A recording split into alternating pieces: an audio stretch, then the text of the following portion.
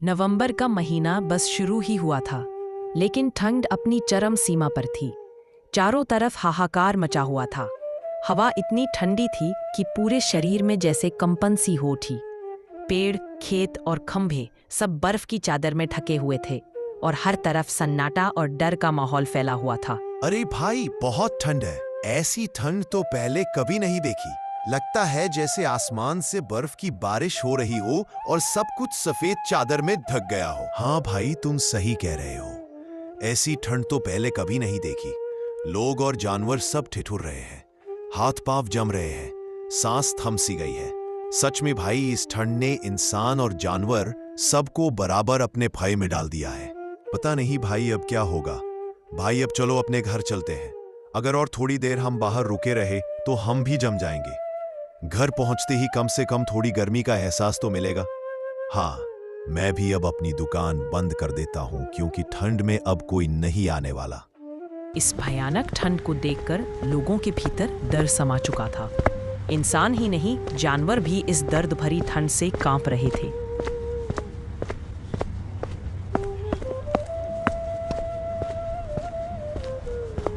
जैसे ही शाम ढलती, गांव पर सन्नाटा छा जाता।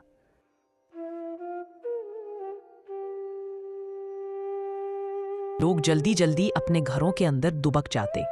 सभी गलियां सुनी हो जाती और पूरे गांव पर ठंड की एक डरावनी चादर फैल जाती है।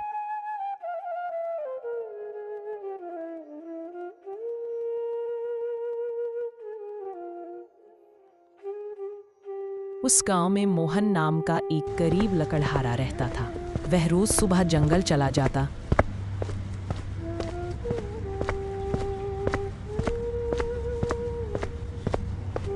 लकड़ियां काटता और अपने घर का गुजारा चलाता था। मोहन का जीवन कठिन था, लेकिन मेहनत और ईमानदारी से वह अपने परिवार का पेट भरता।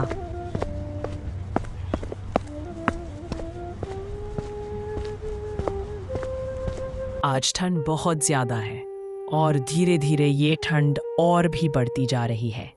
नवंबर का महीना तो अभी शुरू ही हुआ है और ठंड अभी से अपने चरम सीमा पर पहुंच गई है। हाथ पांव सुन्न हो रहे हैं, सांस लेना भी मुश्किल हो रहा है। अब बताओ हम क्या करें? तुम सही कह रहे हो। ऐसी जानलेवा ठंड तो कभी नहीं देखी थी। चारों तरफ हाहाकार मचा हुआ है। अलाव जलाकर भी कांप रहे हैं।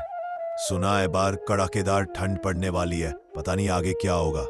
हम तो किसी तरह खुद को संभाल लेंगे, लेकिन हमारे बच्चों का क्या होगा? वह तो अभी बहुत छोटे हैं। इतनी जानलेवा ठंड और कड़कती हवाएं, ये सब वह कैसे सह पाएंगे? इस बारे में तो मेरा ध्यान ही नहीं गया। चलो एक काम करते हैं, इस बार मैं कुछ पैसे ठाकुर जी से उधार ले लेता हूँ। इस पैसों से हम छत की मरम्मत करवा देंगे। इसकी वजह से रात भर हमें ठंड में ठिठुरना पड़ता है। ठीक है जी, यही सही रहेगा। आप जाइए और कुछ पैसे ले आइए।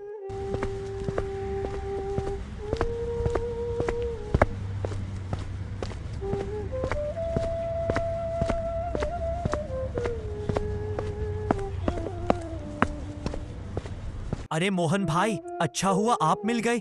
कृपया घर पर कुछ लकड़ी पहुंचा दीजिए। वैसे आप अभी कहाँ जा रहे थे? क्या बताऊं हरीराम भाई, ये ठंड जान लेने वाली है और सुना है इससे भी ज्यादा कड़ाके की ठंड पड़ने वाली है। इसलिए मैं ठाकुर जी के पास जा रहा हूं कुछ पैसे उधार मांगने। ठीक है मोहन भाई, पर भूलना मत, लकड़ी पहुंचा देना।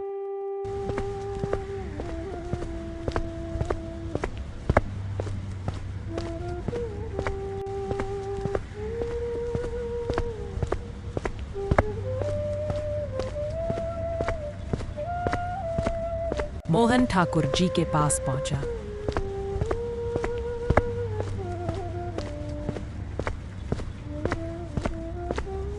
ठाकुर जी, क्या आप कुछ पैसे उधार दे सकते हैं? घर की मरम्मत करानी है। बहुत जगह से छत टूटी हुई है। ठंडी हवा चारों तरफ से लगती है और सुना है कि इस बार ठंड और ज्यादा कड़ाके की पड़ने वाली है। अरे चुप हो जा रे मोहन, किस हिम्मत से मेरे आगे हाथ फैलाया करता है? तू सोचता है मैं कुबेर का बेटा हूं? यहां से चला जा। कृपा करके कुछ पैसे उधार दे दीजिए, मैं सही समय पर लौटा दूंगा। चुप रह बदतमीज, अब ज्यादा जुबान चली तो हाथ तुड़वा दूंगा, भाग यहाँ से। मोहन निराश होकर घर लौट आया।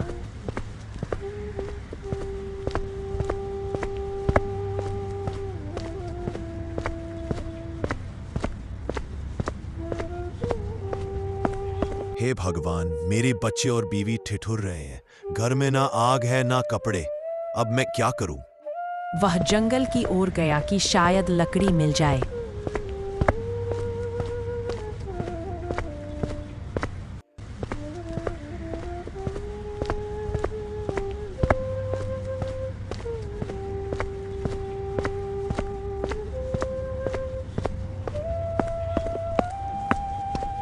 अच्छा हुआ बेटा तुम आ गए, पर अब जंगल में कुछ नहीं बचा।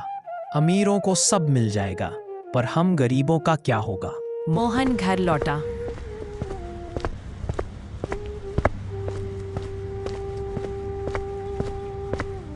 क्या हुआ जी? आप इतनी देर कहाँ रह गए थे? बच्चे ठंड से कांप रहे हैं। ठाकुर ने पैसे देने से मना कर दिया, पर मैं कल सुबह जंगल जाऊंगा, सूखी लकड़ियां काट कर बेच दूंगा और उससे कपड़े व राशन ले आऊंगा।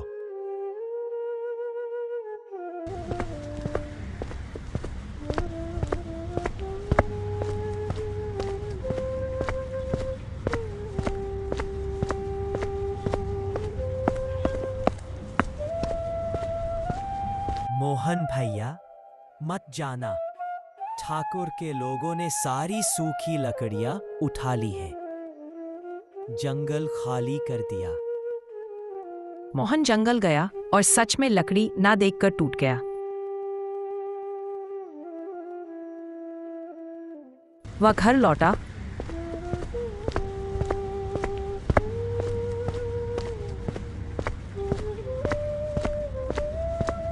और राधा को सब बता दिया। आज रात बची लकड़ी से आग जला लेते हैं, कल कुछ और सोचेंगे। गांव में हर तरफ लोग ठंड से परेशान थे, लेकिन ठाकुर अपने गोदाम की लकड़ियां ऊंचे दामों पर बेच रहा था। ठाकुर जी बस एक लकड़ी दे दीजिए, बच्चे ठंड से कांप रहे हैं। 20 में कुछ नहीं मिलेगा, लकड़ी 100 रुपए किलो है, जा पहले पैसे ला।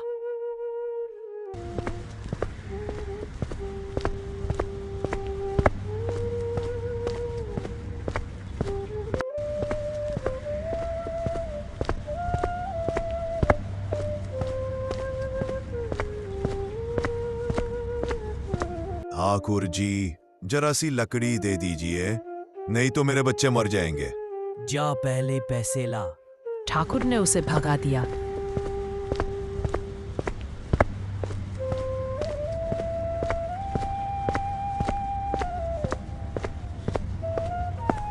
मोहन भारी मन से घर आया।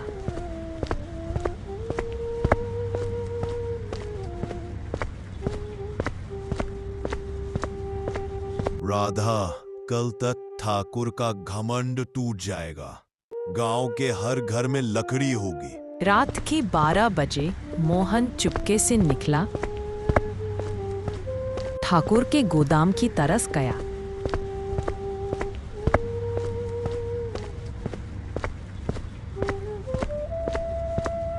उसने फैसला किया, कल से कोई गरीब लकड़ी के लिए नहीं तरसेगा।